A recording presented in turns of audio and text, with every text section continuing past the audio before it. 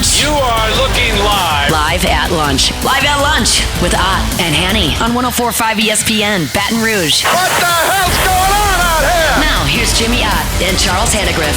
For some reason or another, you sound a little taller on radio. Is it live? Is it live? Is it live? Is it live? From the Beau Rivage in Biloxi, MGM Sportsbook.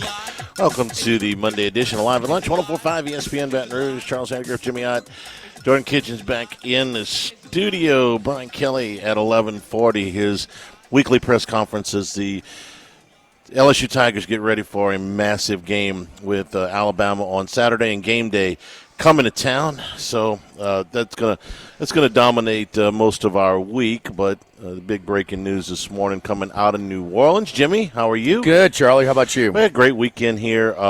Lots of activity here. It's always a great place to watch the games. Having a tough time deciding whether there were more Lions fans or Georgia Bulldog fans here. Georgia. Yeah. And you know who might have beat them both? LSU baseball fans. The pictures from yesterday where they filled Shuckers Park really for an exhibition was really, really impressive. But LSU played across the street yesterday? LSU baseball across the street, yeah. Fall ball? I went and watched a little bit. Scrimmage? It was a It essentially it was an exhibition, a scrimmage, whatever you want to call it. Against who? Samford. Oh. And I tell you what, I was amazed at how many people were there. Like I said, they pretty much filled the park. But the big story this morning coming out of New Orleans after the Saints lost their 7th in a row and dropped a game to the woeful Carolina Panthers. The Saints fired Dennis Allen.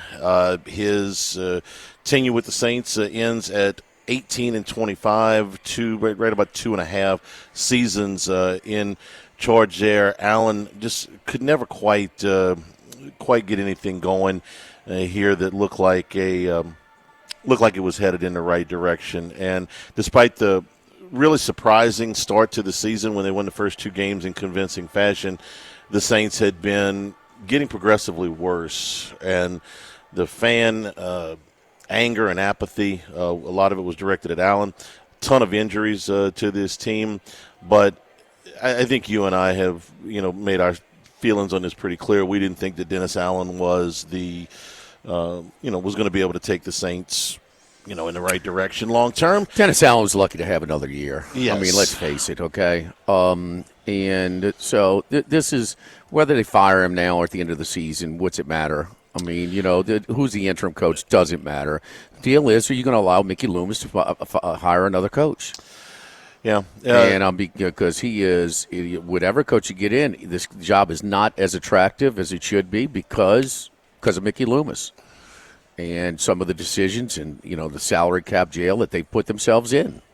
And Dennis Allen will go on to be a defensive coordinator somewhere. He'll be fine. But, no, this team was paper thin. And they were just very, very fragile. And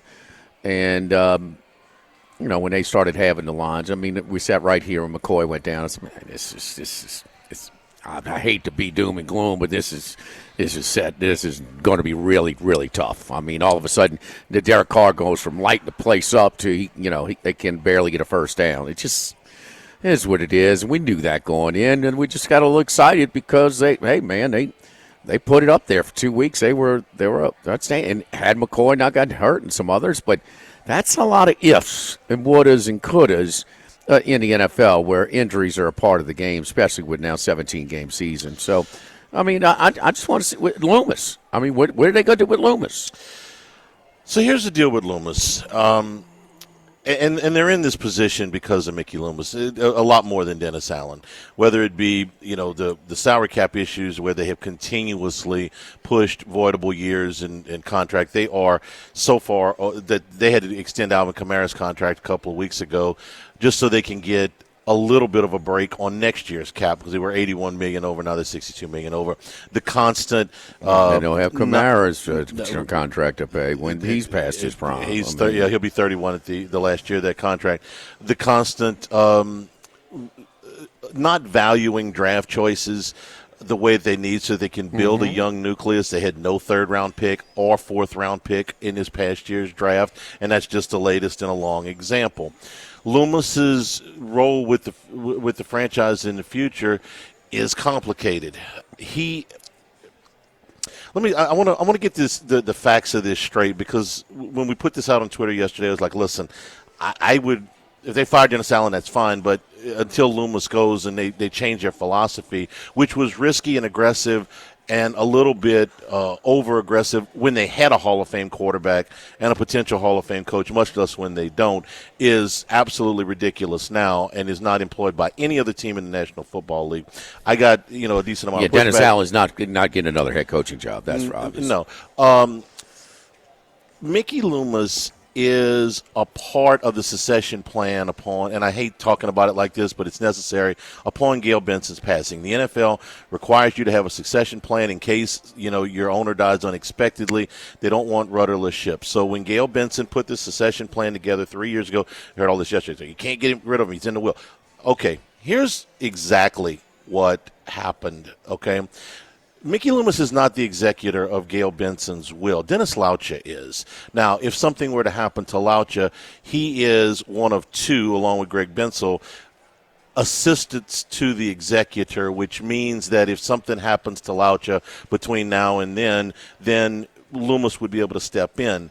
But there's nothing in here that says Mickey Loomis owns part of the franchise or that he is indispensable as far as the executor's plans for this. Gail Benson was very, very specific. You can read all about this. I'm going to give you the highlights of it, that the team be sold to somebody, and the Pelicans as well, be sold to somebody who will keep it in New Orleans, and the proceeds from that sale would go to various charities in the New Orleans area into an endowment that will last forever.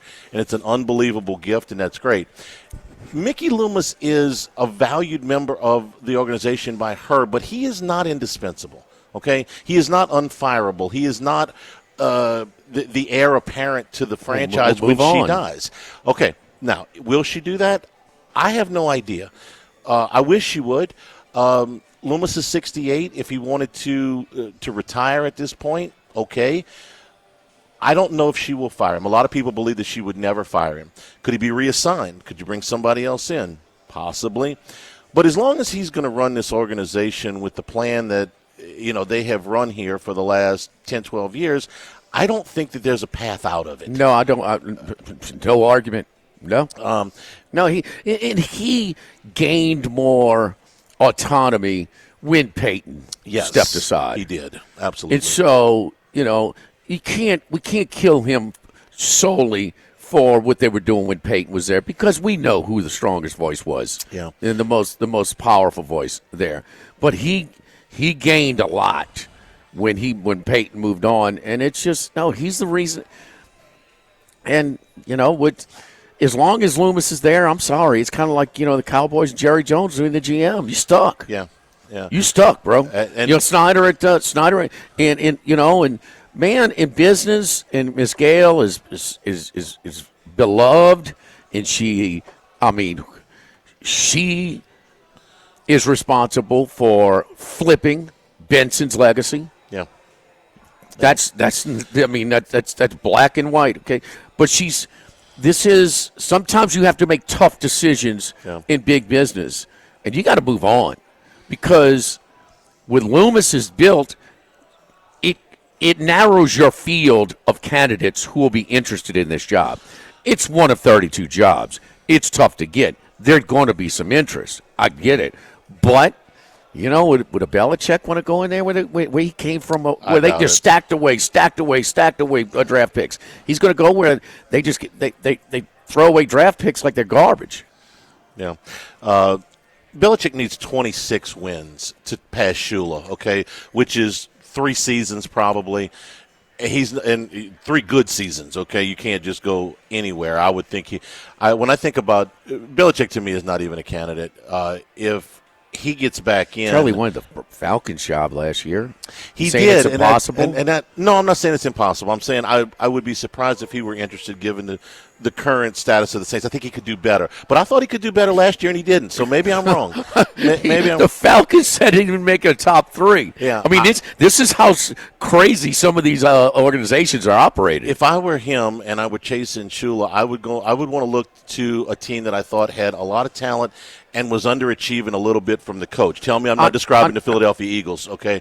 Well, gosh. Yeah, well, there's no comparison. Right. No. So if he has other options, but and Darren Rizzi is the interim coach, and a mild surprise. I thought it might be Kubiak, but who cares? It doesn't matter. Just for point of reference here.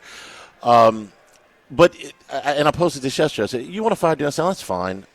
It's not like they're going to turn this season around, and it's not like tanking. There's not one prospect up at the top of this draft like an Andrew Luck or a Joe Burrow or somebody like that. The top 6 or 8 prospects, you could probably put them in a hat right now. So it's not imperative. The higher the better, but it's not like, oh, man, they got to get the number 1 pick because there's this guy. To me, the number 1 pick is a clear guy. Right. There's not. No, it is to me. Hunter. Yeah. Okay. I mean, I think he's the best player, but you know how quarterbacks go up the charts. I hear you. Okay. But no, I agree. He's the best player in the draft. How many of those guys come around? None. Yeah. He's one. He's one of one. But until they have a shift in how they move in regards to the salary cap and in regards to the draft, I don't have a whole lot of hope that a new coach can come in and just wave a magic wand and fix everything. So no. And some of the information that I got was that they wanted to wait till the end of the year. Yeah. They didn't want to do it. Saints haven't fired a coach in season since '80.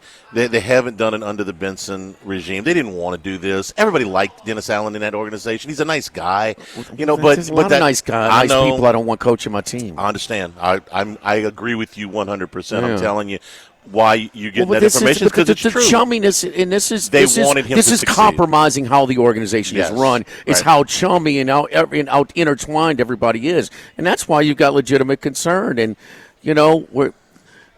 Miss Gale's done so much. It's time for a tough decision. Yeah. Mickey Loomis is going to be taken care of. Okay, yeah, he's not going to starve. If Mickey Loomis was the one that freaking drew the line in the sand with this paying fan base, y'all don't know crap. We're still waiting on the Bill Belichick turnaround and the Chuck Noll being the Mickey.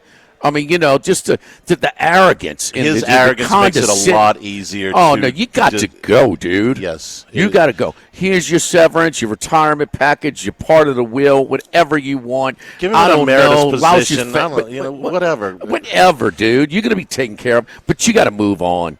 You added this unnecessary venom, too. Yes. You did it. Absolutely. I mean, you can't talk down to this market. I mean, this market, man, do a little research. They have to sacrifice it. They don't have the discretionary dollar that most NFL markets have. And not close. And what's really surprising is he's not an outsider. He's been in New Orleans forever. He's been in here long enough to kind of have a pulse of the Who Dat Nation. I mean, and that's fine. We don't care. The fans are stupid. The fans don't know anything. That's fine. But they're your paying customer, dude. And you don't insult your paying customer. And you certainly can't do it when you're putting a product like that out on the field. Yeah. So, so last, do you think that she will fire him? No. I don't either. I wish it was so, but I don't. It's not that they can't, though. I will push back on that a little bit. It's possible. Okay, he doesn't own the damn team like Jerry Jones does. It's possible, but it would require her to make a big move, and she hasn't had to do that yet, since Tom passed. Okay, they moved some basketball coaches, but this is not the same thing. I'm sorry. If the Pelicans keep playing the way they are, they may have to make a decision on Willie Green later this year. But this is the biggest one. This is the biggest decision she's had to make since assuming control of both franchises. I mean, he put him in a tough spot. And it's going to take some cleaning up. Somebody's got a mess to clean up with it. Like last or second to last worst cap situation. Oh, last by 15 times. Last by 15 times. Okay, for next year. That's black and white. Yeah. That's numbers. You want to look at? I mean, this is a business. I mean, this is computed. This is data. And you had the nerve when you're last by 15 times in your league, so the worst situation to build a roster, and you're insulting the fans that they don't know anything. How about you, dude? You're $62 million over the cap next year. The next highest team is $4 million. Dennis Allen is not the big hurdle. No, it is Mickey Loomis. It's not. We're here at the Beau Rivage. Been a great weekend here. Come on, if you haven't been down here for a college football weekend or pro football weekend, it is about as high energy an environment as you can get into. And, Carl Johnson and his staff do such a great job. You're never going to be waiting in a long line to make your wagers. Every window is manned. Plus, you've got multiple kiosks here, full service grill and bar here. And they've upgraded all of the TVs and everything. Jimmy Odzar, the TV's over here, giving it his seal of approval. That's great, man. Yeah. So it's an easy little drive down from Baton Rouge and Baton Rouge area. So calling down here at the BetMGM Sportsbook here at the Beau popping, Rivage. man, for Bama, LSU, Georgia, Ole Miss. I mean, there's going to be flooded fans. That's going to be a heavily attended, electric atmosphere here in the Beau Rivage Sportsbook because we are an SEC book, man. It's going to be a good old time. But we'll be at the Queen next week. So live at the Beau Rivage, live at lunch, 104.5 ESPN Baton Rouge.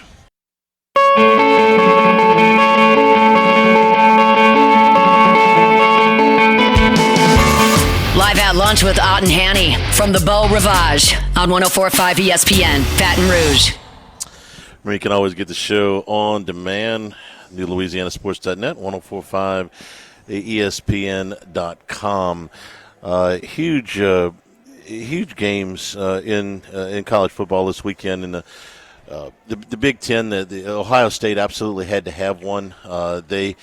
They got the win after falling behind 10-0 against Penn State. Looked like Penn State popped them early, Georgia with a 2-touchdown win against Florida, but the bigger story there, well, for Florida anyway, was losing DJ Lagway down to quarterback number 3. The leaders in the Southeastern Conference, Texas A&M, just got thrashed at South Carolina. Boat raced in the second half, 24 to nothing. Marcel Reed went the whole way for Texas A&M.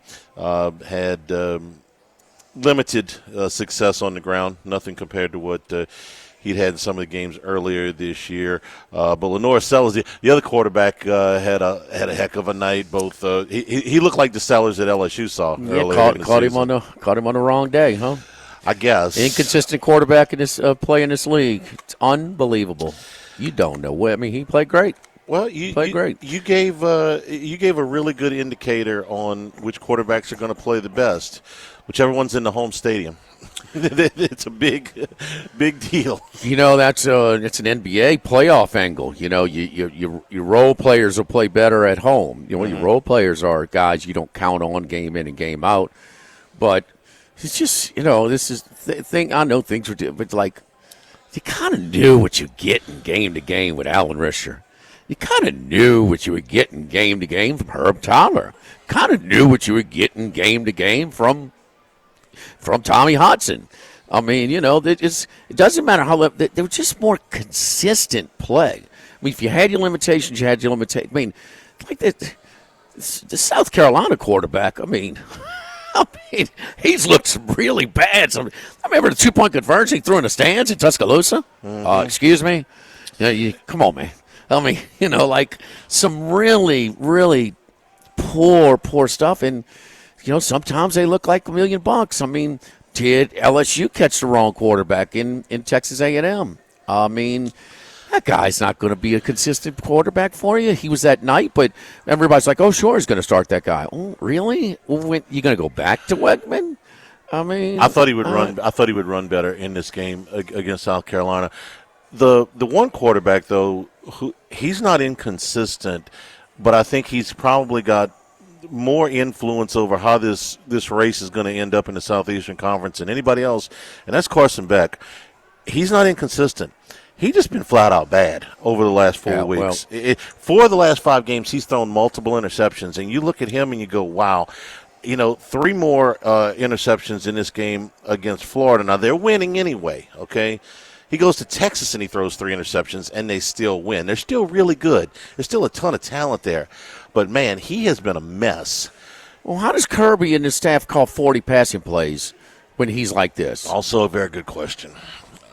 I mean, look, man, here's why when, in theory, the haves should be separating from the have-nots, but all you have is parity.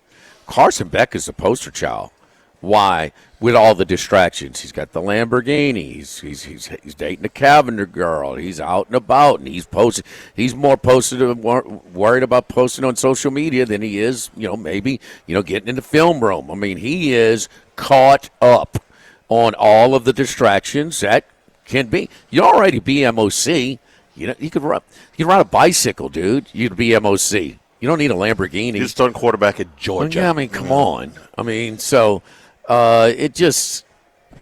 he's the poster child, Charlie, because you got these distractions and guys are making different money and they know it and they want it and they're willing to leave every time and the coaches driving coaches into retirement.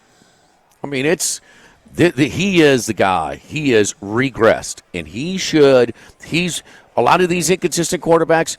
It's first-year starters. Nutsmeyer's a first-year starter. Did Burrow have some inconsistencies his first year? Yes. This is as good as you get. Yeah. Okay, but he did not have the playing time, and so Rose sits with us every year. Man, you think he was way more dependable deep in his career or early? So some of these first-year starters, but Beck is a pocket passer. He had a year. He progressed last year. From the beginning of the year to the end of the year, he was much better. He wasn't a weakness that they could just kind of hide. No, he was a weapon. And then this year, he should be better, but he's all over. He is an interception machine. More interceptions and touchdowns in conference play. I mean, yeah, you build up Tennessee Tech. You got 4 touchdowns. Great. Mm-hmm. I mean, so he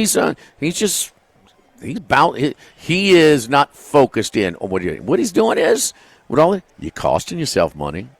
He's not going to be the number 1 pick. No. If he played and it improved upon, if he had the natural rate of progression, which you would expect from last year, he could be.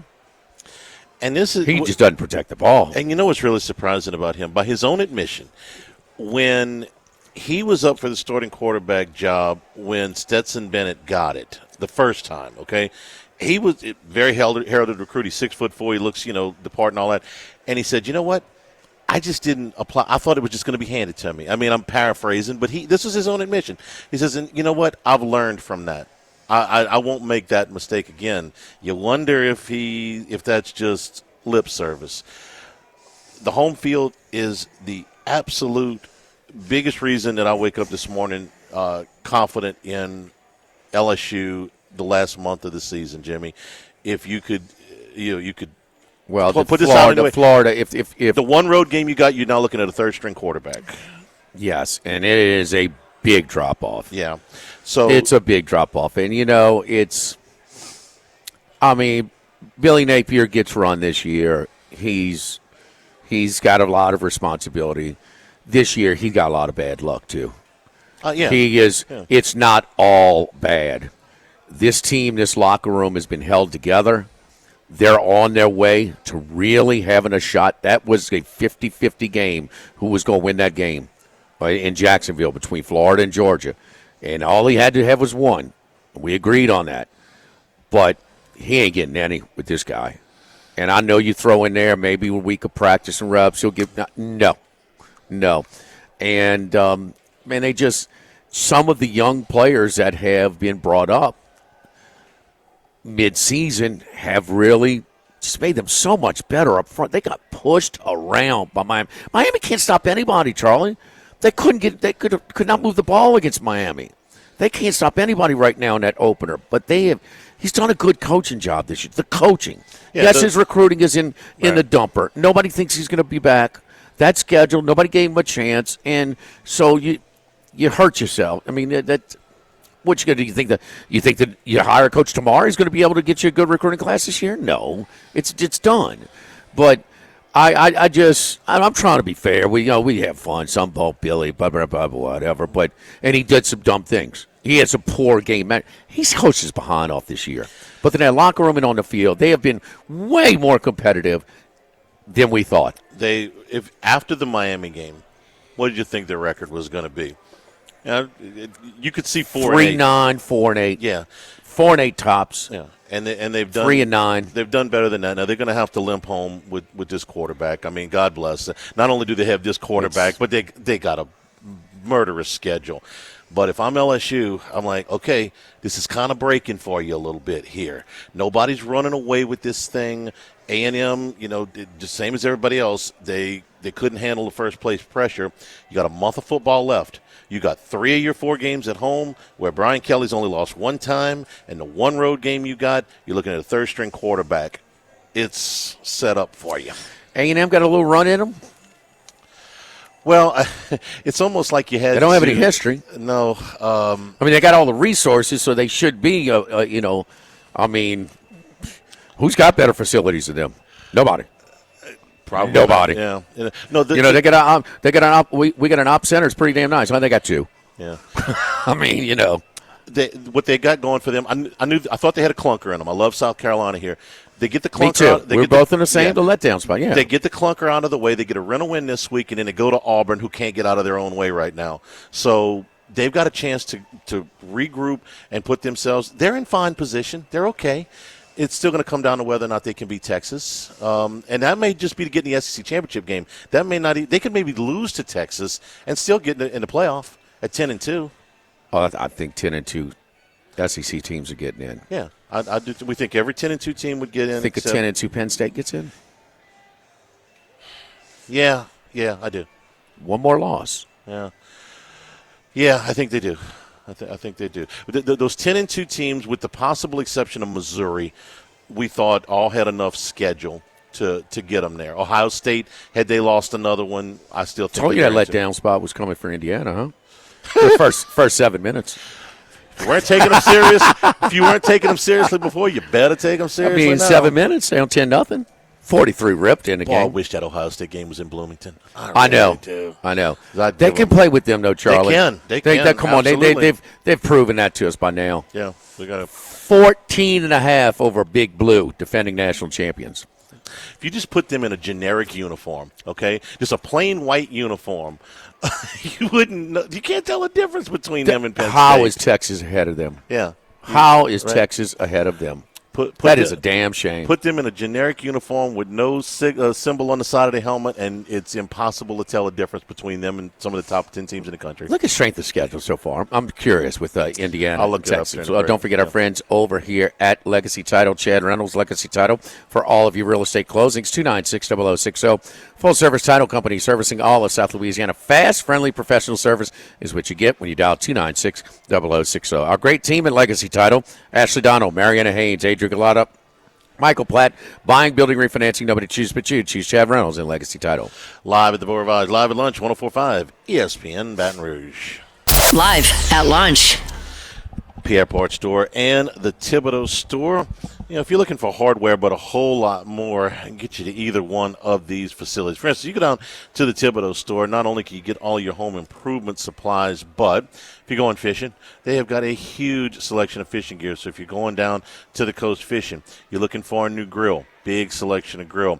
Unique Cypress furniture, you'll be able to get a lot of different things there. Crawfish pots, jambalaya pots, got a huge selection of those things. The big green egg cookers are available down at the Thibodeau Store. And if you are doing some of those projects at home and you need a little bit of help because you're not exactly sure how to proceed, let their experts walk you through step by step so you're not wasting time and you're not wasting money.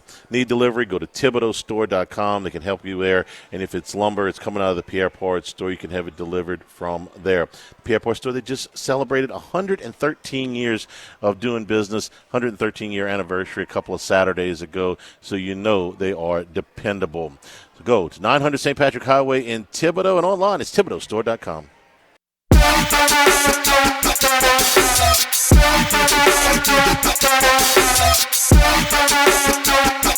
Live at lunch with Ott and Hanny from the Beau Rivage on 104.5 ESPN, Baton Rouge.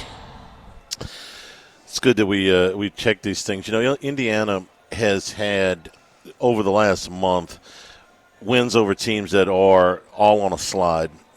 Michigan State has lost 4 out of 5. Washington has lost 3 out of 4. Nebraska has lost 3 in a row. Maryland has lost 4 out of 5. And so their strength of schedule has dropped considerably than what it was at the beginning of October compared to the beginning of November. So it's down, way down at 111. Now, the last 3 games. What's Texas? Texas is – I was looking at Ohio State. Texas's strength of schedule is 24. God.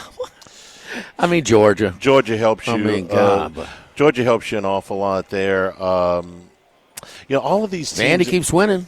These teams in the middle of the Southeastern Conference, for instance, Arkansas has a top 45. Florida has a top 40. Vandy's a top 50. Even Oklahoma's a top 35. So you're getting credit for all of these wins where none of them are other than the Georgia game, they're not against top 5 teams or anything like that. But you got a lot of solid teams. And even your non-conference games, they don't look all that impressive. But Colorado State's like a top 55. Michigan's a top 25. They're not. Michigan's top 25. 25 in strength of schedule. Strength of schedule, yeah. So they're. I guess they don't have that big anchor weight on them the way Indiana had a couple of those. How's Lincoln Riley doing? Not well. 4-5. Not well at all. So, Charlie, what do you think? I mean, this Ole Miss team's a woulda, coulda, shoulda gear, huh? I mean, I don't care who you playing. You don't have your best weapon. You get 700 damn yards on the road. That kind of show we know their defensive front. They're tougher there, but and Kiffin, in so many words, post game said, "This is our best game," or "This is what we're capable of." We just showed it. Yeah. 700 yards.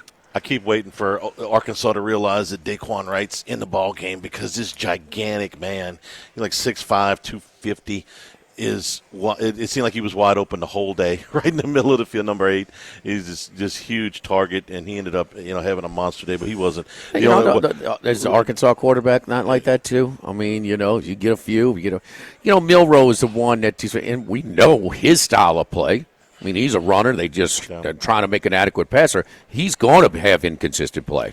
Yeah, he's such an inconsistent passer. And he turned, not that the results would have been different as far as who won the game, but he turned that knee early, and it never seemed they eventually took him out of the game, and he was never quite the same after that, and it took away the mobility. To Arkansas. Yeah, yes.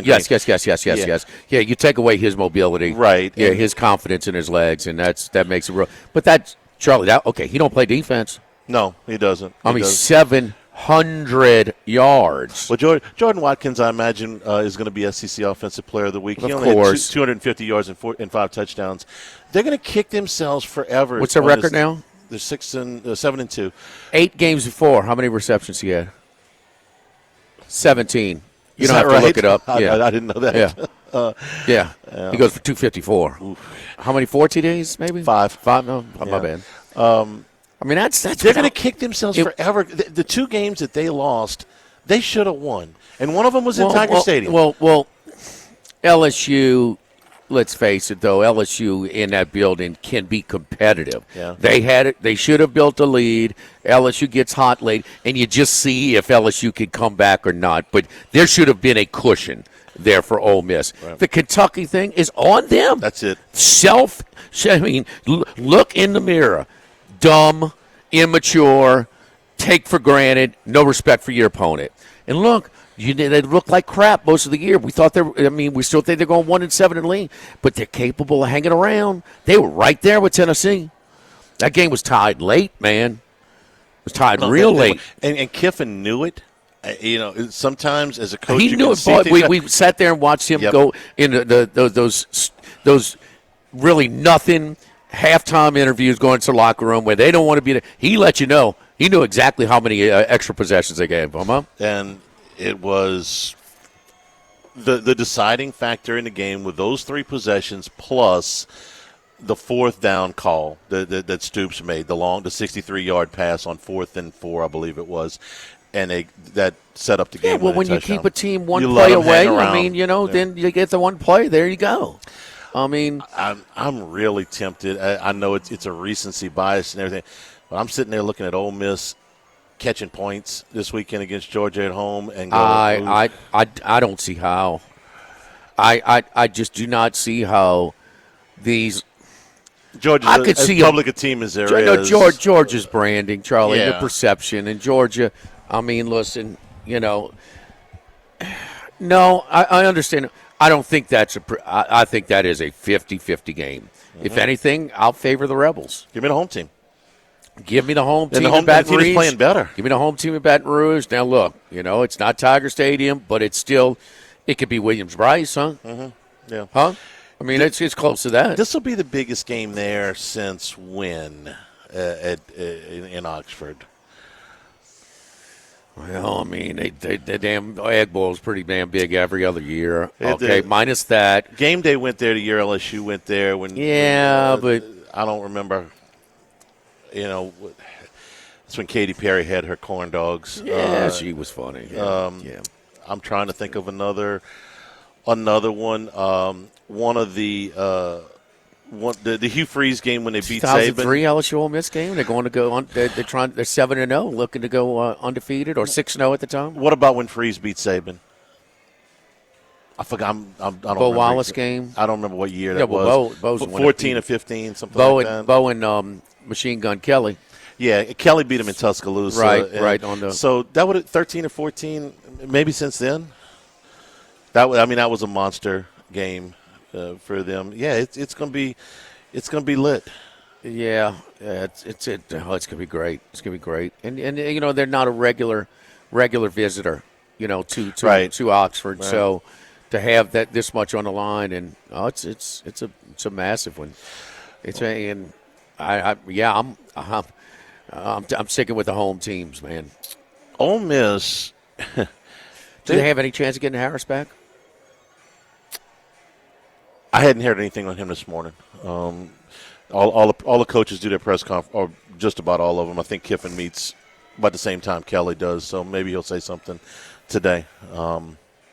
They win this game, they're in the playoff. I don't think they're in the SEC Go to Starkville. Go to Starkville and no. Starkville comes to them and they go to Florida. No, they got okay. No, State has no shot on the road. What else? At Florida, third string quarterback. No, that's done now. You win this game, you're 10-2. Maybe you get to Atlanta, maybe you don't. Probably not, but some tiebreaker's going to zap you somewhere. But you're at 10-2. You're probably in the playoff. It's a playoff game. It's a playoff game for Ole Miss. Yeah, it puts them. We'll see tonight or tomorrow night what they're ranked, but I mean it's going to be close, and a Georgia win would put them comfortably in. Who's playing playoff games in the SEC this week? Winning, you stay alive. Losing, you're out. Ole Miss is one. The two in Tiger Stadium. The losers out. The winners in decent shape. Anybody else playing a playoff game this weekend in the league? I don't think Georgia or Texas are. I think they could both still absorb one more loss. Texas and Texas A&M, what are they doing? A&M's got the weekend off, and Texas is playing Florida. I think Texas could lose another game and still get in because they've only lost once. And I don't think they can lose to Florida at home, not with the third-string quarterback. Schedule's bad, man. Give me their best win. Texas's best win. What's Michigan now? 5-4? Yeah. Their best win. Vandy. Enough said. I mean, come on. Vandy. I mean, really. I can't do any better than that. I mean, so we just, is Oklahoma better than they can afford another loss when their best win is Vanderbilt. Yeah. Really? Yeah. Because if they beat Texas, whether they deserve it or not is a whole different thing. Are they getting in? Yeah. At 10-2, Texas is getting in. You know what Northern Illinois is in a MAC? Oh, 1-3. Losing record, yeah. I didn't 1-3. Yeah. Read Notre Dame. Mm-hmm. Who's their best win? Notre Dame's best win? Navy. Yeah. Navy. Yeah. Total Maintenance, one of South Louisiana's oldest and largest AC heating companies since 1980. My buddy Lucas Ragusa doing a great job over there running the show. AC, heating, generator installations, maintenance, service today. Every day means you call today, you get service today. You'll never sleep hot when you call Total Maintenance. At 480-1000, 480-1000. We've got offices and staffs both in the Baton Rouge and the New Orleans markets, but they are not shared. They don't compromise each other. Again, covering both Metro and Baton Rouge and New Orleans areas, Total Baton Rouge staff and office membership programs. And it's just smart to get on there. That's why we got way more things to try and keep track of, and then when our units are up for their service checks. Covers all services with discounts and extended warranties, and we'll let you know when it's time for your unit to be serviced. One-time heater or AC visit, mention my name, Jimmy on, $79 instead of $179. How about that? $79 instead of $179 on your one-time heater or AC visit. Call Baton Rouge's office today. Total Maintenance, 480-1000, 480-1000. Notre Dame's best win is at A&M. I'm sorry. Yeah, I forgot about that. That's a good one. Yeah. Live at lunch from the Beau Rivage, 104.5 ESPN Baton Rouge.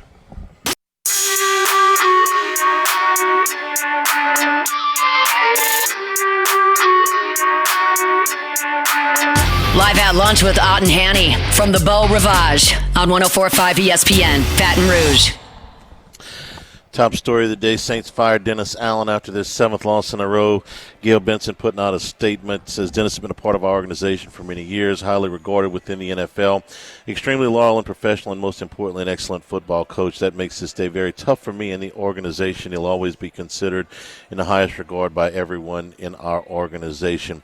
Cam Jordan yesterday had a tweet that came out, and he basically said, New Orleans, you deserve better than this. We just lost to the Panthers. I love Cam Jordan. I can't wait, when his career is over, put his name up in the dome, put him in the Saints Hall of Fame. He may be in the NFL Hall of Fame. But this is part of the problem with Mickey Loomis. Cam Jordan is 35 years old. Cam Jordan's cap hit this year is $13.8 million. That's right at 5.5% of the Saints' cap. Cam Jordan has 10 tackles in 9 games and no sacks. Now, that, as bad as that sounds, that he's on the books for 5% of their salary cap in basically a reserve role. Next year, he's on the cap for 7.3% of their cap. He's on the books for $20 million next year. He's on the books for $14.9 million in 2026 when he will be 37 years old. So what are and these are voidable years starting in 26. So what do you do?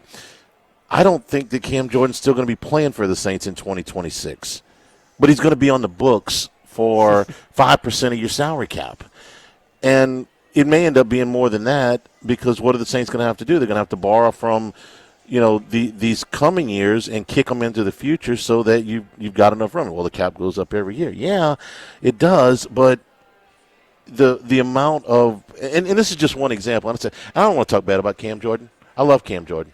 Been one of the best players in the history of the franchise, and he's a stand-up guy. He's awesome in the community. He's fantastic, but he can't be on the books for all this money at this age. We're gonna. I bet you anything, Jimmy, if we're lucky enough to be sitting here in 2 years, we'll be saying the same thing about Alvin Kamara. Great, fantastic. Retire. Put his name up on the wall. Put him in the Saints Hall of Fame.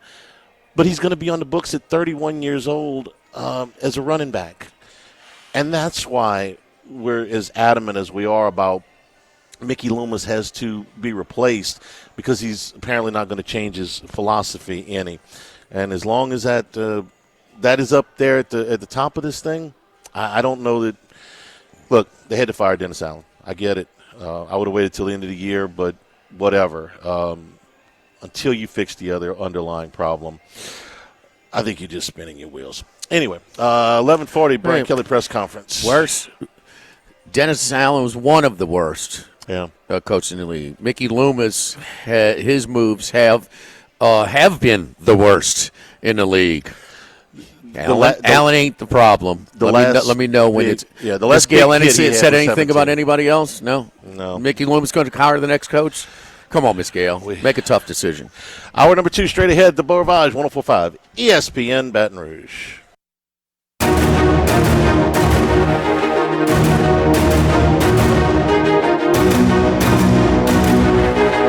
Live at lunch with Ott and Hanny from the Beau Rivage on 104.5 ESPN Baton Rouge. And we return here at the Beau Rivage for Live at Lunch. Thank you for being with us today. Brian Kelly press conference here in about 40 minutes, and we'll be back to finish up the show following that. Again, the Saints have fired Dennis Allen after the 7th consecutive loss for the team. Losing to Carolina proved to be too much. We'll see. Darren Rizzi, by the way, the special teams coach, is the interim coach. A little bit of a surprise. I thought they might go with Clint Kubiak, but you see this sometimes in the NFL when they have an interim coach. They give it to the special teams guy or one of the other assistant coaches so that the coordinators can continue to do their jobs and call the games. So that's obviously what the Saints are doing here. Falcons coming in this week. And for Dennis Allen, 18-25 in his tenure with the Saints. Overall, for coaches that actually got 50 games under their belts in the NFL, his win percentage was 186 out of 201. So at some point it become, and a lot of that was with the Raiders. That was a pretty disastrous stint there. So you take a look at what the Saints have done under him, and felt like they had to make the move today. News was better for the former LSU quarterbacks yesterday. Both the Commanders and the Bengals getting wins. Jaden Daniels, Commanders win for the 7th time in 8 games. They've won 3 in a row now.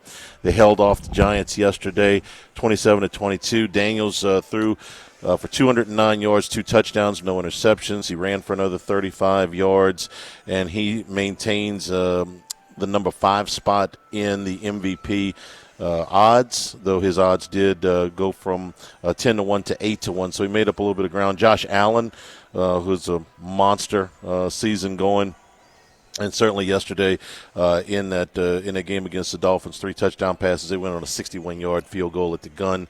Is your favorite, just ahead of Lamar Jackson. For Joe Burrow, a monster day. He had 5 touchdown passes for the Bengals. They whooped up on the Raiders, who also did a little house cleaning today, fired multiple staff members, 41-24. The Bengals have a big game coming up on Thursday with the Ravens. Jimmy, if they get that one, they get back to 500. It's been a long if. It is.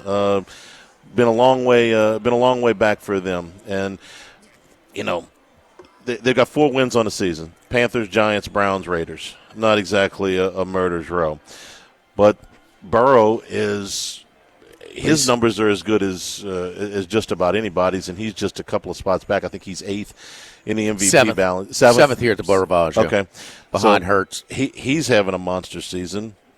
Not everybody for the Bengals is having a monster season, but he's certainly having a good. Yeah, he's got no room for error this year, Charlie. No, he doesn't. With the defense, the defense and the injuries on that side. They got a few guys back. They played well against the Giants, but the Giants kind of defend themselves, So, but no, Burrow's lit it up, man, and they really don't have a running game.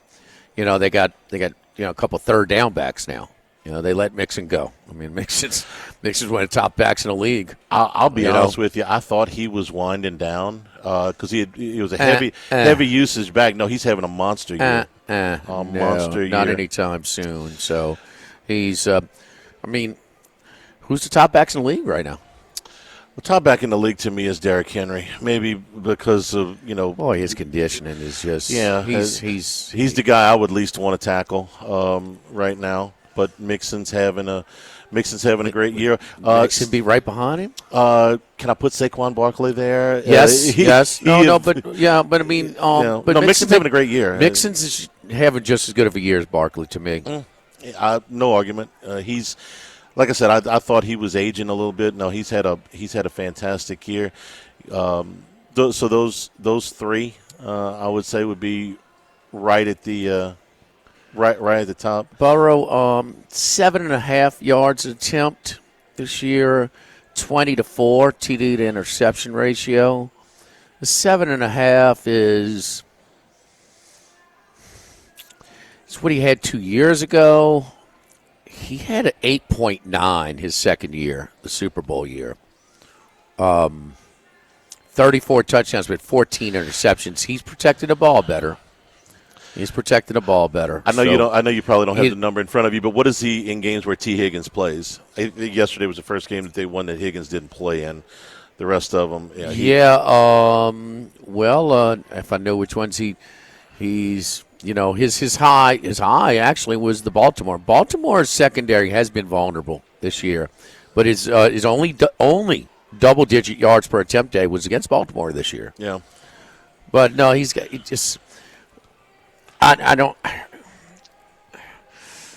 I think I would make a switch at coach, man. He's got to make a run through the playoffs this year. It's very close whether it be in the playoffs. I mean, like you said, they got to win. The schedule is not easy. Yesterday was as easy as they get. I think they got one more game against. No, they played Carolina already. Get one more game that's like maybe Tennessee or Jacksonville or somebody, but that's not the toughest. But every other game they could lose. It's going to be a tough road. I don't know that they got a gimme left. They got the Titans. That's it. Yeah. And then that's it. What do you think? It depends on what you think. Steelers twice. Browns and Broncos, and at Dallas. Mm-hmm. Depends on what do you think of the Cowboys? Jerry says a buyer. He says he's a buyer to trade deadline tomorrow. Maybe he could hire Mickey Loomis. Loomis ain't getting another job. I know. And that's the thing. Where you have to look at it like that. I mean, our coach. Should we? Is he the right guy or not? Is he cup? Nobody else in the league's going to give him another shot. No, so Allen's got to go. No, he's had two. He's had two. He's got the lowest winning percentage. You save some creativity from the fans. I mean, they're still going to come with the bags on their head. Well, okay. They could have been a little bit more venomous if they didn't make, but that doesn't appease the fans a ton. I mean, I guess a little bit, but then, come on. I got on Twitter yesterday after the game, just kind of gauged some reaction, made a couple of comments. I probably shouldn't have been surprised at the pushback. I was like, look, just let him coach out the year. It doesn't matter. And the venom coming back. No, we want him going yesterday. And a lot of this was just emotion right after the game. But I'm sitting there going, listen, I'm not defending him. I'm not saying he's the long-term answer. I'm just saying, look, the rest of this season is kind of a lost cause regardless. So, if you want to make a move, go ahead. But that's not the bigger problem here. Like I said, maybe I shouldn't have been surprised, but the amount of venom that came back, which was like, no, he got to go. And you got 3 home games coming up in a row here. And the Falcons is the first one.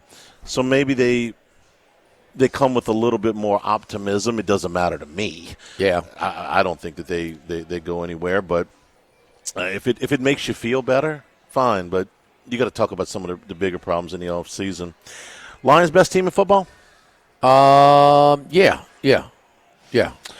They did it old style, Charlie, in the slop. They're a dome team, and they loved it, man. They just plowed them and just got filthy with them, man. And really, dominated the line of scrimmage. This is what they do. Panay Sewell, I got it backwards there. He plowed somebody one time. It was really, really impressive, man. I love, man, the kneecaps, the whole thing. We make a lot of fun, but, man, they're something, man. They really are. Jared Goff is having one of the most accurate years that I can ever remember at quarterback. This is kind of an amazing statistic. We both love Amon-Ra St. Brown. Oh, he's so good, Fantastic receiver. Gosh. How about this one, Jimmy? Since in the last 5 weeks, he has targeted him 30 times. You know how many of them been complete? 30. All of them. He has thrown 1 incompletion to St. Brown in the last 6 games. I mean, I've heard of quarterbacks and receivers being in sync before, but this is a little bit ridiculous. Impressive to me, besides the fact that they, a dome team. They were going back to some of the Saints' best teams in 09 and 11 as teams that in a dome had the best winning percentage. They got the two-headed monster at running back. They've got a fantastic receiving core. They're doing all this without Hutchinson. That should have been it was a big loss. Yes, they've kept going, man. They were all over Jordan Love yesterday. They put constant pressure on him, I guess. They didn't have a sack, but they put constant pressure on him. They forced him into that awful pick six throw that was a huge play in the game. I've been saying Baltimore, but Detroit is better right now, which I think is a first in my lifetime. I don't think there's ever been a day in my 50-plus years on the planet where I've said, you know what, Detroit Lions are the best but team you're in not football. picking Baltimore to make a deeper run in Kansas City in the playoffs. You've seen those two quarterbacks in the playoffs. I have. And it's a different game. I'm sorry. He's going to have to make some plays in the pocket, I mean, it just is. And, you got one of the greatest, in the playoffs. And look, the way Kansas City's going, they're going to be at home. They ain't going to be the underdog at home. No, they're not. I look at Derrick Henry in a January game when it's 25 degrees. Think Miami wish they had a Derrick Henry last year when they went there? Yeah. It's 25 degrees in Kansas City, and I got that monster running. Now, that comes with the caveat that you can't fall behind. Charlie. You can't be behind the second half and have him at his most effective because you can't really lean on him the way you'd like to. But if you did, he's a difference maker. So I give him a better chance with him on the team. Charlie, what's Detroit's record? 7-1. Okay. The one loss, Goff attempted 55 times. It was against Tampa? Yeah. 55. The other wins, 28, 23, 18, 25, 25, 15, 22. That's you want him in that in the 20s. Sure. They went to 55 on that one. So it's, hey, they're a run-first team. Offensive line's the best in football. How comfortable can you be when you got to pull it out and play action? You got all day to throw. You got both backs are good. Montgomery and Gibbs are good. And they both catch the ball. They both catch the ball. Montgomery's so hard to get by, but Gibbs is more the home run threat. He's got more. So you don't want them to be identical. You want to have that change of pitch in it. And Goff is just, it's just, how about the fan getting into it with McVay? It's some random fan about, hey, man, can y'all bring Goff back? I don't know, something. That mean you got James Franklin getting an argument with guys in the stands? Since when do you acknowledge the heckling from the stands? If you acknowledge the hecklers, you're probably going to get throwing gasoline on 10 times what you were going to get before. They're investigating what went on at Penn State. I didn't see what the results of that were. You want me to get? We need him. Penn State fans angry. He's because they can't win the big one. Yeah, somebody read him his record against top 10 teams. Yes, and reminded him what his record against top 10. He's off of a tough loss. He cannot just go into the tunnel. He's got to engage. Boom. This is so. You want the trolls to go away? Ignore them. You want them to come back stronger than ever? Yeah. So how many Penn State fans are going to do that after next loss? They got a reaction. Yeah. He won't be the only one. Man, come on, man. Act like you're making $10 million, bro. He knows better. Better. Act like you're making $10 billion. So don't forget our friend that's Los Reyes Mexican Grill on Lee, right across from Mike Anderson's, just off of Nicholson. Love heading to Los Reyes. It's my Saturday evening kind of routine, man. Go down to the Queen, and on my way home, hit Los Reyes. We were there last week during the show. Man, the weather, the patio dining is awesome. Hey, it's convenient. Pick up a gallon of margaritas or some catering trays on your way to campus this week for Alabama. So, again, Los Reyes Mexican Grill on Wesley, just off of Nicholson, right across from Mike Anderson's. Live at lunch from the Beau Rivage, 104.5 ESPN Baton Rouge.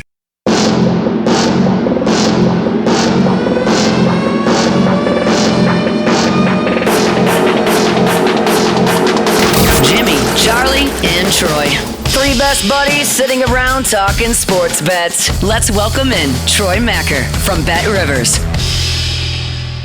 All right, Troy, let's get a Troy Macker up at Bet Rivers. Troy, how you doing, buddy? I'm doing good. Thanks for having me on again. Yeah, man. Start in reverse order with the NFL, including Thursday, 10-4, the favorites against the spread. Yeah. It was a very good week for spread bettors. You know, what's interesting is looking at the overall kind of numbers and money of how the public did versus the sports book, and considering we had a lot of favorites win. That would indicate that it would have been a really good week for the public. And I'm still kind of working through figuring out why it wasn't that big of a win for the public this week. It wasn't like they lost on three massive games. I think it had a lot to do with player props and other bets associated with the games. But when I'm looking at, the baseline numbers, and I'm seeing a lot of red, and I work for a sports book that indicates that you'd have a lot of wins for the public, which there were, but nothing like 2 or 3 weeks ago, not even like 2 weeks ago when we had, historic wins for the public. Even though, when I look at my numbers, there's a lot of W's for the public, but not the total money taken from the book. So interesting kind of turn of events from this weekend. Well, you had, we had Washington, Philadelphia. Washington covered. Philadelphia got backdoored. Detroit won.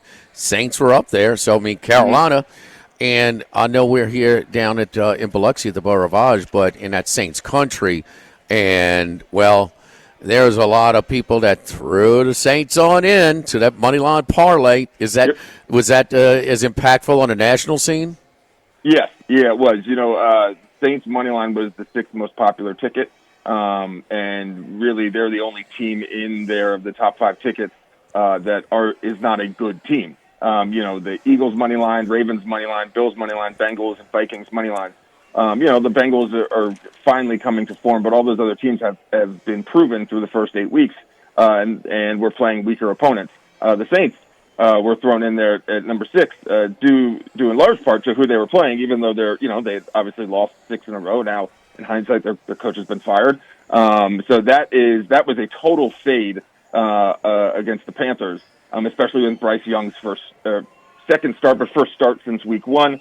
And people were very down on him. So that's a really fascinating one. And that was, especially by money, that's the only spread play backed by more than 70% of the money, and it was backed by nearly 80%, 79.7%. So, that was a tough one. Even the Bills -6, most people got it -6 or 6.5. That was a loss as well. So there were a lot of wins, but I think in some of the bulk ones, it was a couple of losses as well. Hey, where was the closing line on Oregon and Michigan? It was right around 14.5, 13.5. 14.5. 14.5, and Charlie, we were watching that when it was going to be a 20-second differential, okay, if they just took a knee. And they would give Michigan the ball back, 20-yard line, 15-yard line, whatever it is, with 20 seconds to go, and away you go. And, maybe Sharon Moore would have taken it as well. But they just kept running the ball and scored with 28 seconds to go on a 2-yard touchdown run to make it 38-17. One of those, by the way, little situations late. Mm-hmm. So it did close at 14.5. Michigan fails to cover again. Yeah, I was nervous about this game, even though I was on Oregon State, but I was on Oregon. I actually teased them. I bought some points. I had Oregon -11.5. I had parlayed that with Army -16.5, and Indiana -7.5, which was the regular line. And Indiana won going away. Army did not cover the 20.5, but because I bought some points, they did cover 16.5. So I was very excited late in the game, in the Oregon game, that buying those points was going to net me a win. And then when they scored at the end, I was kind of bummed because I thought I was smart about it, and they ended up not needing those extra points that I bought. So still a good win for the public. That was the third most popular play of the weekend in college football, behind Indiana -7.5 and Georgia money line, which was a little bit closer than people probably anticipated. But Florida is getting better each week, even though they're still not near the top of the conference. But there was some sweat in the SEC late on Saturday night. Yeah, but that's over now with Lagway going down, because they were up 7, Charlie, when he went out. When the season-ending injury. It was 13-6, I believe. And look, Mertz was a starter. Lagway's the highly recruited freshman. It is a major dip down for Sunbelt Billy. Snake bit Billy now with having to play his third-string quarterback. They got outscored 21-0 after that. And I thought they were on their way, Troy, to winning the game. I agree. I thought Napier's done a good job there. You go into that Army Air Force game, a little touchdown, Troy, with under 2 minutes to go from 25 yards out with a just running clock, huh? To get your, is that your in-game bet that you were able to, or your alternate line at -17? Yeah. Not a great weekend for the service academies. Obviously, Army won, but did not cover. And then Navy, that was just a bad beat across the board. At Rice is not a great team, -12.5, and they were in like a 3-hour weather delay. Yes, and two separate ones. That is never good news for a road team. Or a team favored by a lot of points, because you figure you're going to come out, they're going to be tight, there's going to be no flow. You can't get ready for a game. I don't care what people say. Once you've gotten ready and then you have to go back in the locker room, that takes everything away.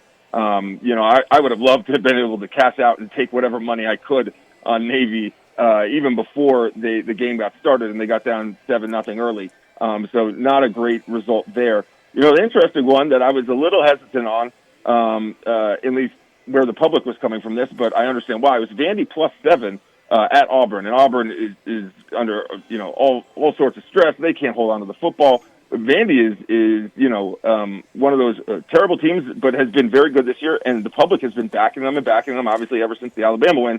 I thought this might be a trap game for them, but not only did they cover as 7.5-point dogs, they outright win on the road at Auburn. So things are looking up for Vanderbilt. Both as this season and next, and from a betting perspective, people have been backing the Commodores, and they seem to be paying off. Alabama State champs. Maybe they go play South Alabama in a bowl game, huh? How do you score 7 points if you're Hugh Freeze against Vandy? I'm sorry, you're Auburn. You're at home. You scored 7 points against Vanderbilt at home. Charlie, they didn't go get a quarterback in the offseason, and it's not like they don't have money. Plus 240 around that area is what it closed at, money line for Vanderbilt, Troy? Yeah, I think so. Not exactly sure, but that sounds about right, given they were 7.5-point favorites. Pavia, after another week's results, still our first-team All-SEC quarterback? Yeah. Even with Jackson Dart throwing for 1 million yards and 6-7 touchdowns? Pavia's counting stats are not going to overwhelm you. Right. He threw for like $150 or something, but he's been the most influential guy that I can see.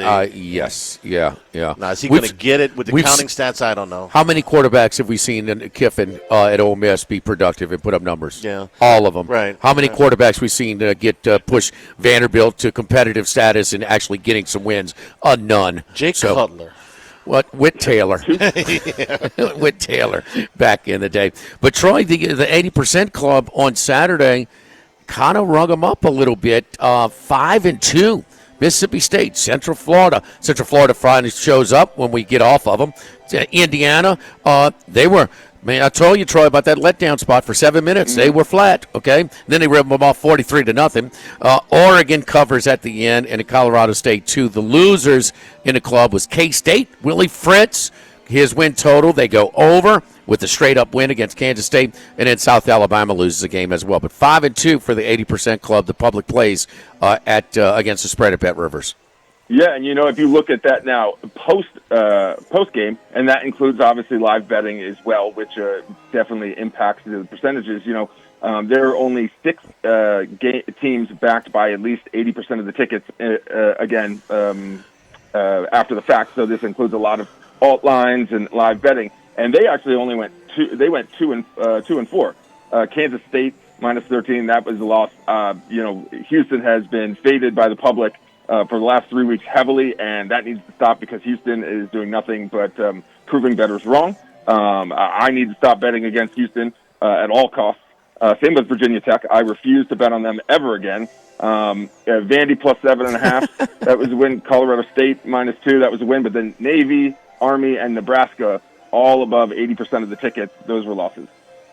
Well, the audio works at a nearby machine, by the way. But anyway, I don't know if you hear that. Somebody's a winner. But it's loud. It's a winner.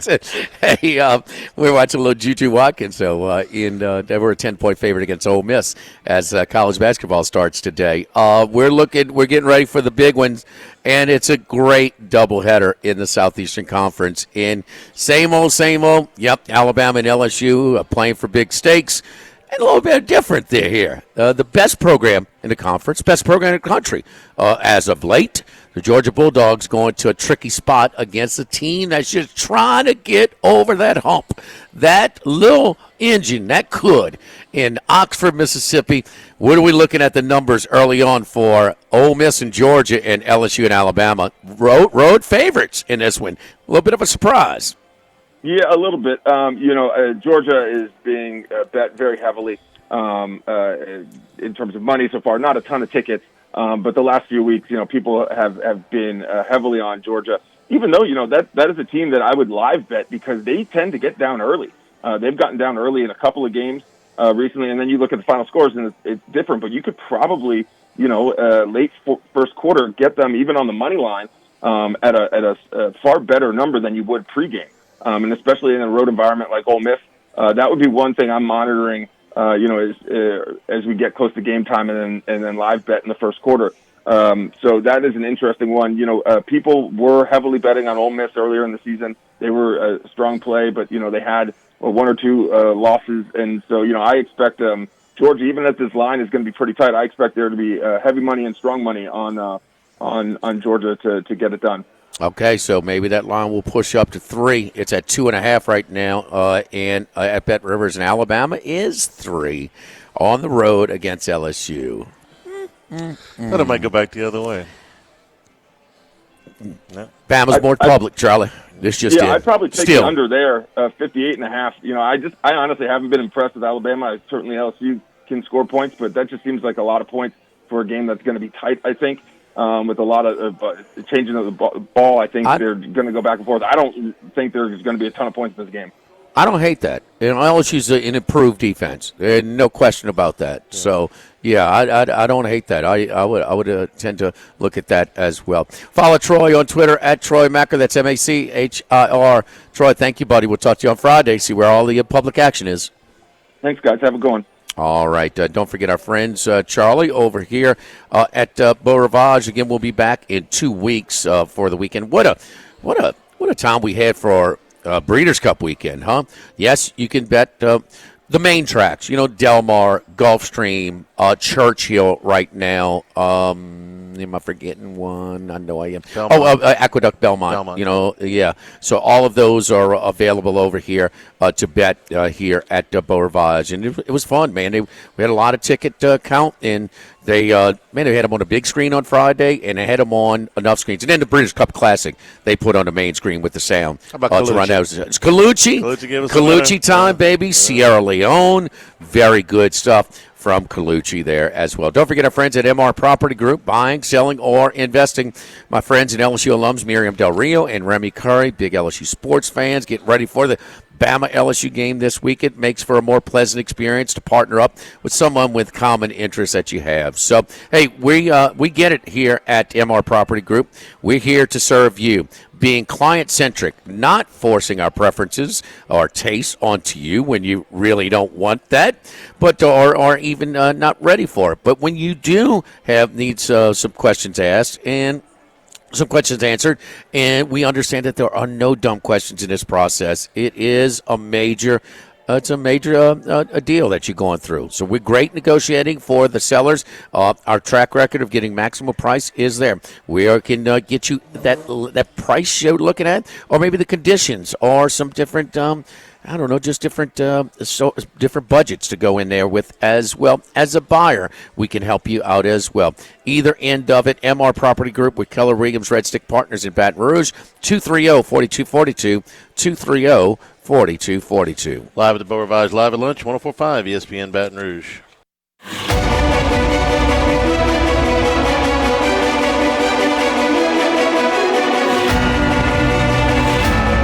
Live at lunch with Ott and Hanny from the Beau Rivage on 104.5 ESPN, Baton Rouge. We're always happy to help out wherever we can. That's why when Commissioner Greg Sankey called us and said, what should we do about these fake injuries in the game? I said, hey, start finding the coaches, and if that doesn't work, suspend them. So Sankey put out a memo on Friday and said, as plainly as it can be stated, stop any and all activities related to faking injuries to create timeouts. Play football and stop the feigned injury nonsense. First offense, head coach receives a public reprimand, a $50,000 fine. Second time, head coach receives a reprimand, a $100,000 fine. Third time, gets a reprimand and suspended for 1 game. Attaboy.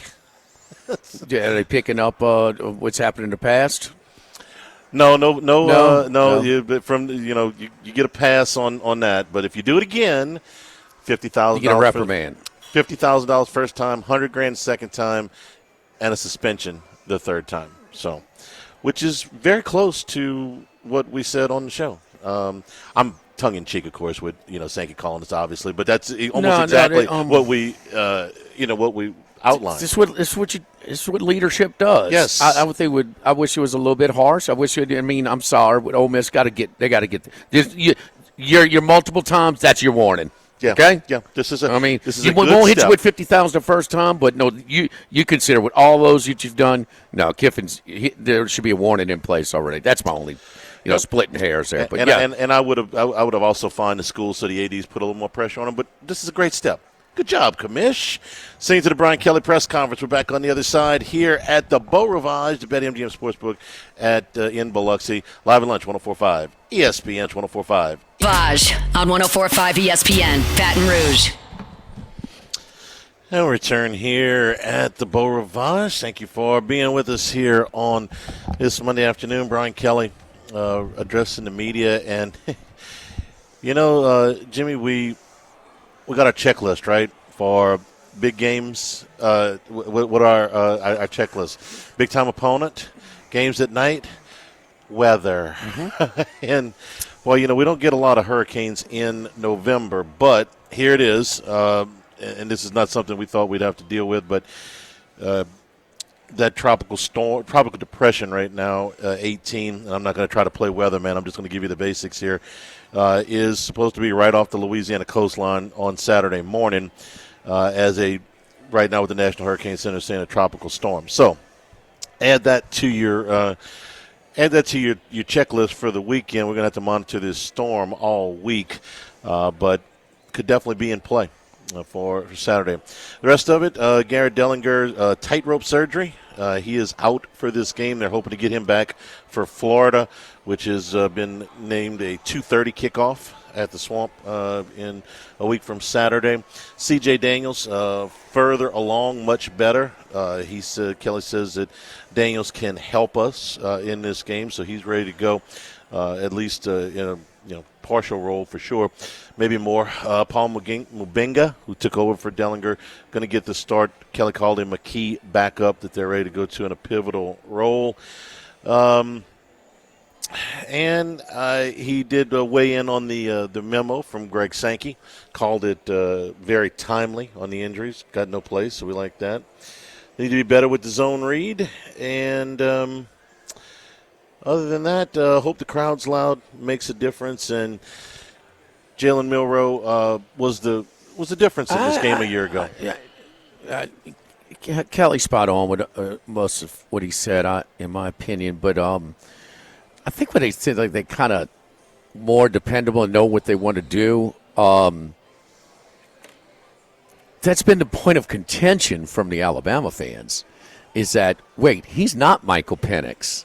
He is not comfortable and as effective in the pocket.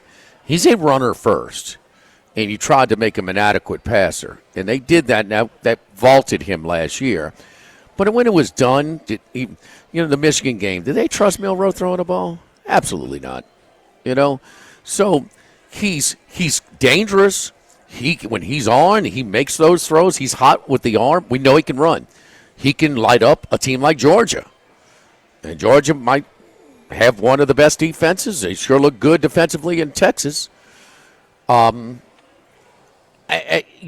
people think that is it DeBoer thinking he can, because he did it with Penix, he can do. Who is athletic, by the way? He's just not the runner.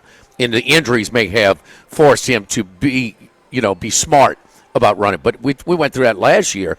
Like, man, he doesn't ever run the ball, ever. And he's just not Penix. And some Alabama fans think that is he hurt? Why we're not using him as a running threat as much. But in this game, don't you think, hey, man, it's kind of like, okay, we want to preserve the hits on our quarterback. But this game, you're running it as much as we possibly can, huh? Especially the success that a running quarterback with very limited potency with his arm lit you up in College Station. I don't know that they've limited his hits. He's got double-digit carries in every game except one, so they're still running him plenty. They're dropping him back, straight dropbacks a lot, Charlie. Okay, I hear you. Now, are those design runs? Are those scrambles off of the pocket? Yeah. They're not design running him as much. They design run him against Georgia. He was running. They had some DBs had the corner on him, and he was beating them. Which has been his best rushing game before, but against Georgia. But there's a lot of straight dropbacks. More. That's just not his strength. I mean, right. Get in the mind of your opponent. What do you want him to do? What do we LSU? What do we want him? We want him to straight drop back. I would much rather have him drop back and throw the football. Yes. Than then scramble off of that. But man, he runs those design plays. That push. Then your safety's got to creep up. You got one more got to block when you don't just hand it off. That's why so many people want their running quarterback. And I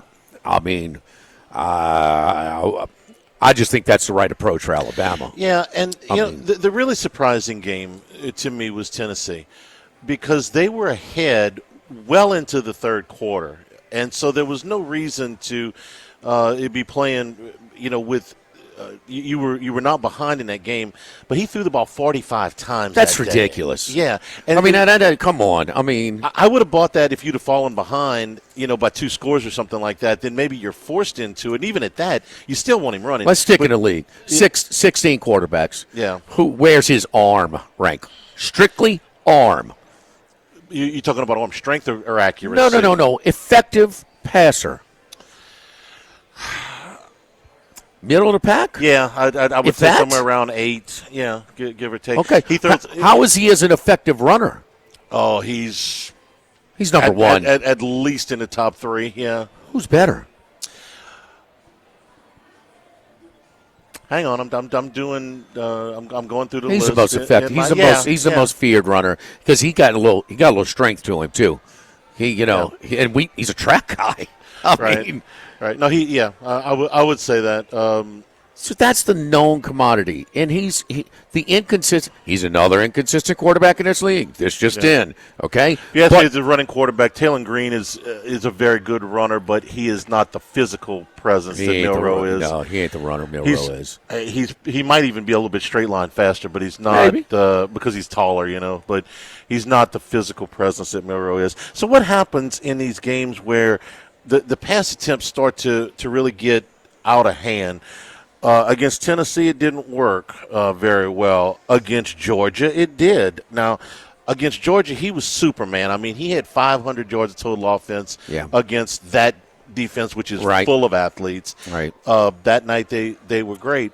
And then the next week, they run him 7 times against Vandy, which is the season low. And you lost. And I would imagine that the next morning they're like, how in the world do we lose to Vanderbilt and we only run this guy 7 times? but they did. I'm sure that after the loss to Tennessee, it's like, how did we end up throwing 45 passes? So there's been some inconsistency to the play It's calling. not smart. No.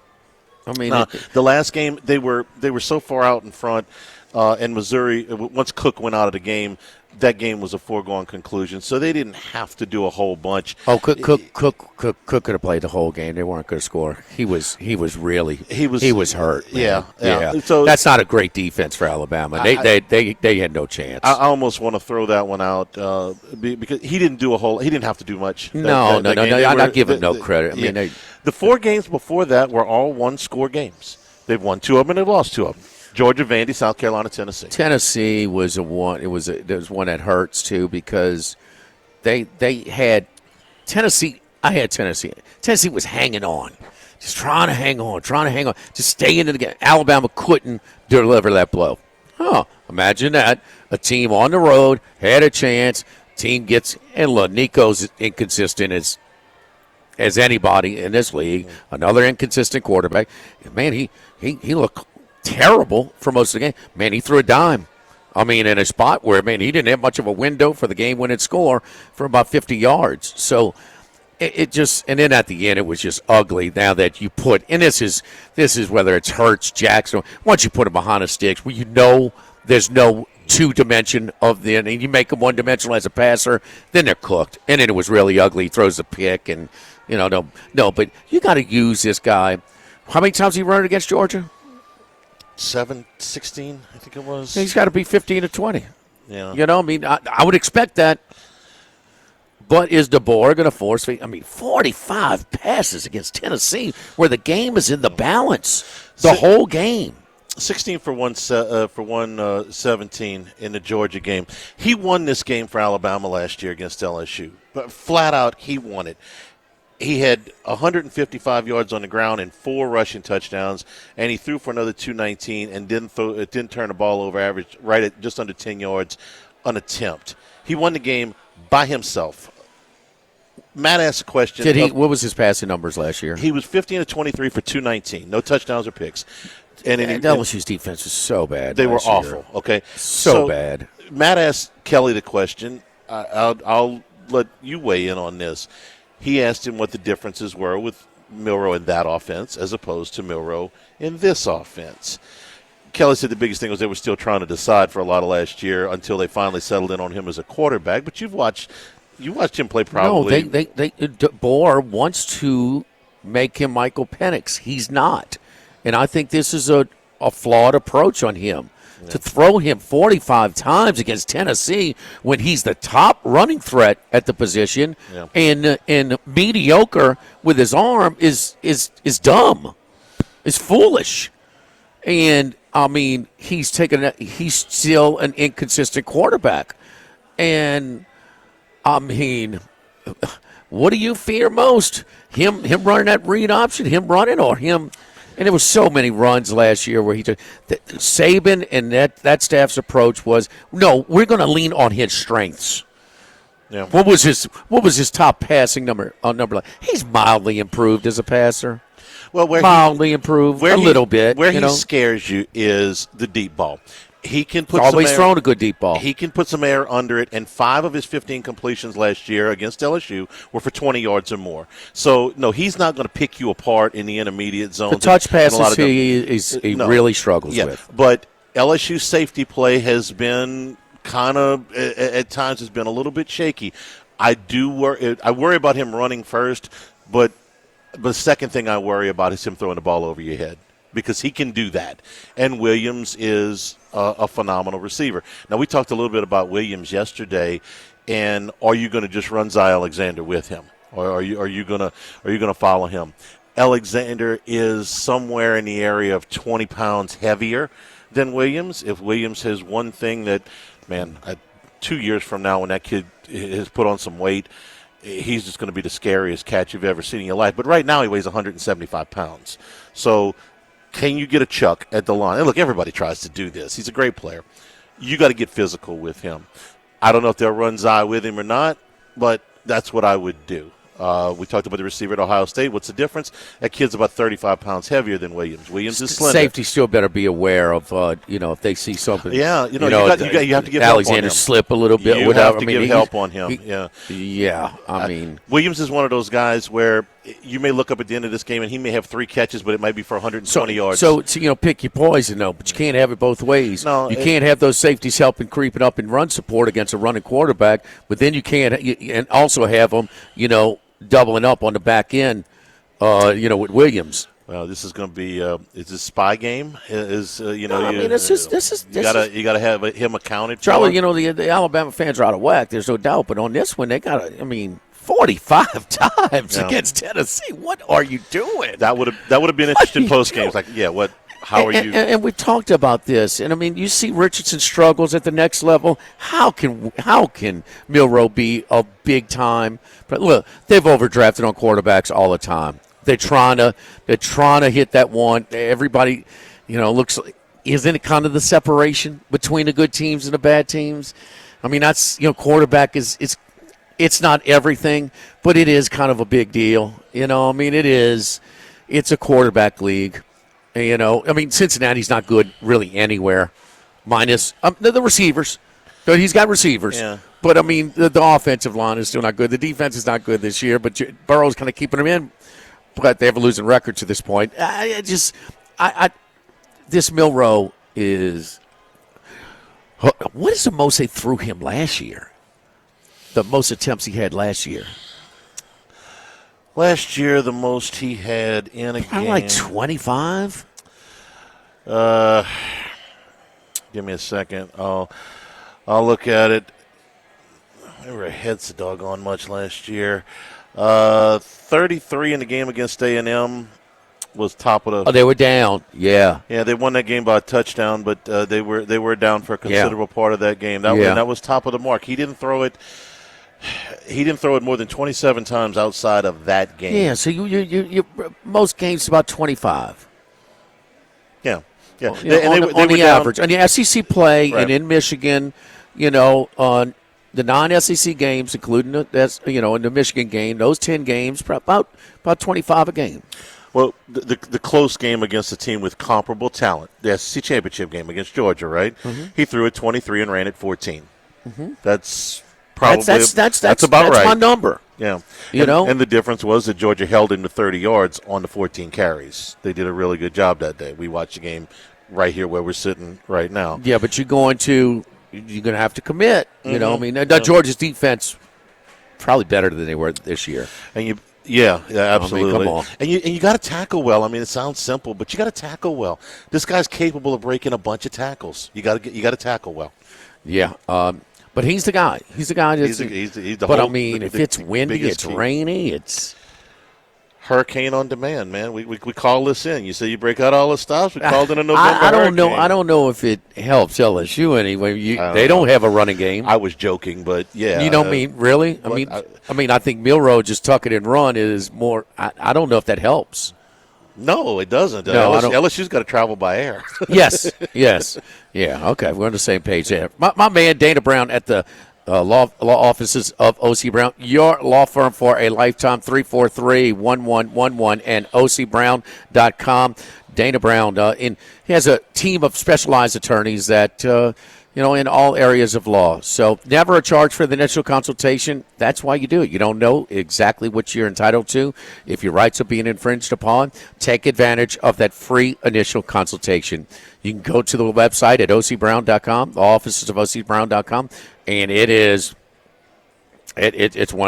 on the main page that pops up. You can call it 343-1111, and the same thing. You schedule it. We'll be on your way.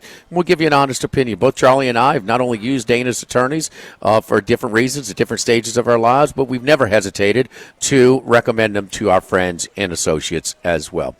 Again, downtown, Dana Brown at the law offices of O.C. Brown, your law firm for a lifetime, 343-1111 and ocbrown.com. Live at the Beau Rivage, live at lunch, 104.5 ESPN Baton Rouge.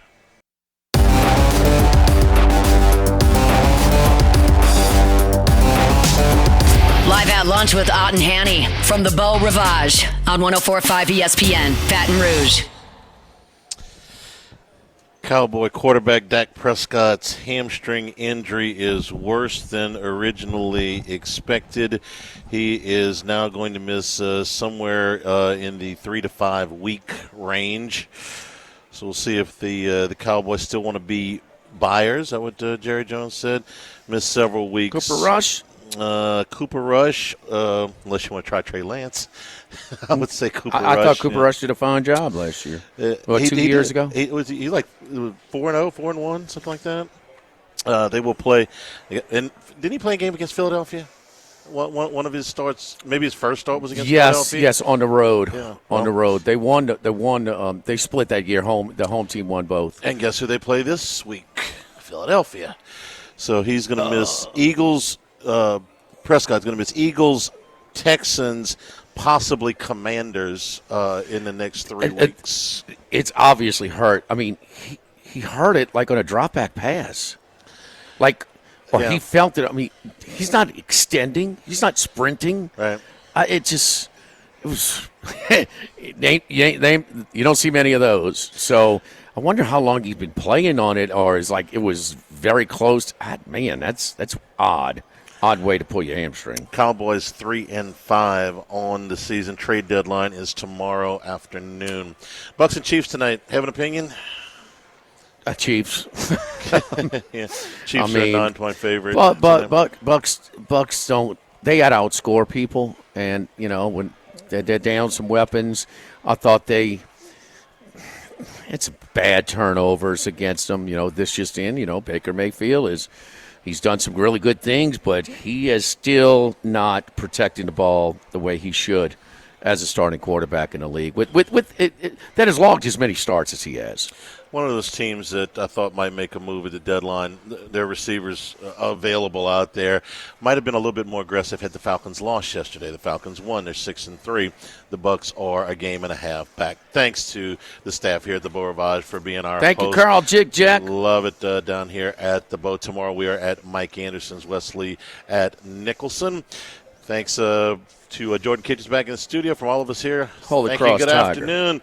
Stay tuned for Hunt Palmer on 104.5 ESPN Baton Rouge.